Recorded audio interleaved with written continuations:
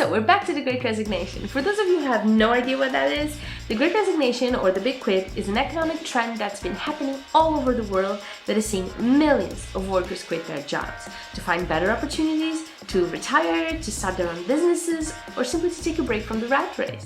With the pandemic, a lot of things changed. People were confronted with their own mortality and realized the huge waste it is to dedicate their lives to their jobs, often to the point of burnout for someone else's profit. Also, with having to work from home, people just realized how having flexible working arrangements contributes to a much happier, healthier life. That a better work-life balance just trumps money and benefits. But as I've mentioned in my last Great Resignation update, things are changing. Inflation and the rise in interest rates are causing more and more families to struggle, and it looks like the US economy is on its way to a brand new recession. Now, to be clear, this does not mean that the job market is collapsing, okay? Well, yeah. In fact, according to the US Department of Labor, the economy just added 428,000 new jobs. The food and hospitality, and retail industries are still struggling, with this huge labor shortage. But tech companies are facing a totally different reality. With severe pressures in the public markets, startups facing declining valuations, and the slowing flow of venture capital dollars, the tech industry is preparing for a very bad storm. Which is actually ironic, considering that the tech industry was one of the worst hit by the Great Resignation. During the pandemic, big tech companies were hiring like crazy because, let's face it, everything happened online, right? Shopping, working, socializing, everything. So the demand was insane. But tech workers wanted out, or at the very least, they wanted to trade up, according to a 2021 Gartner survey that found that only 29% of tech workers were staying put in their current jobs. However, according to a tally by Crunchbase News, more than 37,000 tech workers in the US alone have been laid off so far this year, and it seems to be widespread. Online retail giant Amazon has claimed to be overstaffed after a high demand during the pandemic forced the company to go on a hiring spree. And the only thing keeping them from resorting to layoffs is its extreme high turnout rate, meaning Amazon workers quit so much they won't even need to fire them.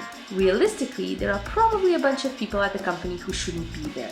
That's what Mark Zuckerberg said recently, adding that the engineering department could see major cuts. Google announced that it would be slowing down its hiring initiatives, while Microsoft saw several job openings be taken down last month. Spotify also announced that they would be scaling back their hiring efforts by 25%, and TikTok informed its European workers their jobs could be at risk due to business restructure efforts.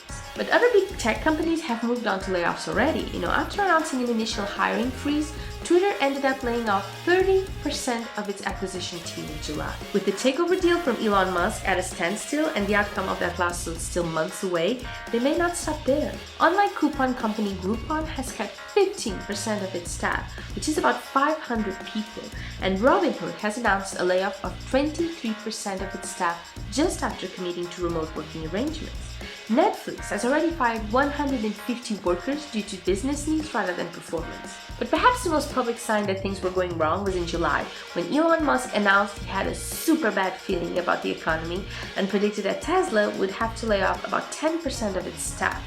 This, of course, created panic in the stock markets as well as the entire tech industry. And while Elon Musk tried to calm things down after that, new Tesla hires were informed they would be laid off after barely working for the company, and other job offers have also been rescinded. So what does all of it mean? Is the tech industry just an isolated example, or just the tip of the iceberg? Will this upcoming recession mean the end of the Great Resignation and handing power back to employers? The truth is, things are actually too volatile right now to be able to predict accurately. If there is a recession, there will certainly be businesses shutting down and jobs disappearing. But we also need to consider that a worker demand as huge as we've seen for some industries, like the ones I mentioned earlier, food, hospitality, and retail, doesn't just disappear overnight. So it will take some time to get things back to normal. Overall, we are living some weird, surprising, unexpected times, and anything can happen. All we can do is be informed and prepare the best we can. And that's why I've created this Great Resignation playlist where you can get up to date with all the latest news and trends. And I suggest you start with this latest update where I talk about inflation and the rise in interest rates and how that's affecting the Great Resignation and people's decisions to quit.